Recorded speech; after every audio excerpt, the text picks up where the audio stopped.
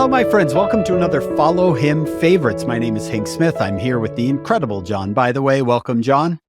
Thanks, Hank. And this is where we do a short clip with this week's lesson. John, we're in Matthew chapter 5, and I think a good question from Matthew chapter 5 that Matthew chapter 5 answers is, how can I find lasting happiness? So, John, let's use Matthew 5 and answer this question. Where do I find lasting happiness? It may not come from what we think it's going to come from.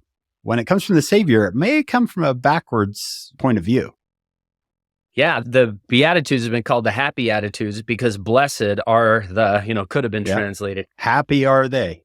Yeah. I just wonder if the people that were there were like, what? Blessed are the poor in spirit? Blessed are they that mourn? How's that blessed? Yeah. How am I happy? Yeah.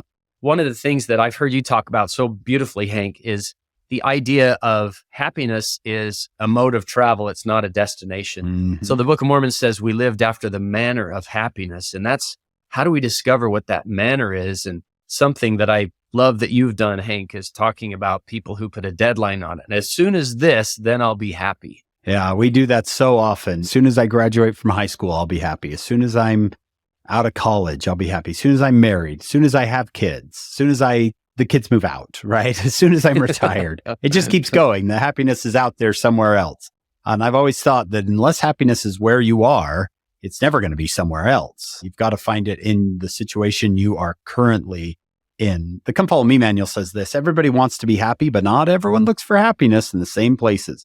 Some search for it in worldly power and position, others in wealth or in satisfying physical appetites. Jesus Christ came to teach the way to lasting happiness, to teach what it truly means to be blessed or to be happy. So what you can do is you can go into Matthew chapter 5 and you can kind of grade yourself on what the Savior outlines here: being poor in spirit, mourning, being meek, hungering and thirsting after righteousness, being merciful to other people, being pure in heart, not having any ulterior motives, being a peacemaker in your home. And maybe you're persecuted for Jesus' sake. He says that's going to lead to long-term happiness for you, lasting happiness.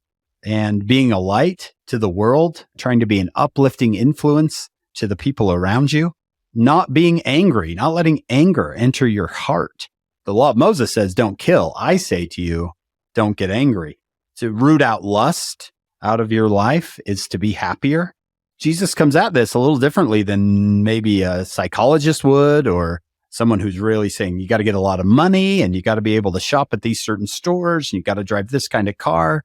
Jesus is saying, love your enemies, bless them that curse you, do good to them that hate you. So again, a little bit backwards from what other people might teach as the happy way of life. And the big question here is, who are you going to believe? Yeah, exactly. That's a good way to put that, is who are you going to believe? And I think we get to a point, Hank, when we get older, maybe happiness, if we think of that as I'm giggling all the time, but I think really what we want is peace of mind, peace of conscience. And as we get older, it's not so much that the happiness is peace. It's a peace of conscience. Things are going to be okay. And that's what we really want. And that's what the Savior's offering here in the Sermon on the Mount, is peace inside your heart. Maybe not the wealth or the sin that supposedly brings happiness, but not lasting happiness. He's offering us something enduring. We hope you'll join us on our full podcast. We're with Dr. Lincoln Blumell this week, studying this one chapter in the Sermon on the Mount. Come join us there. It's called Follow Him. And then come back next week for another Follow Him Favorites.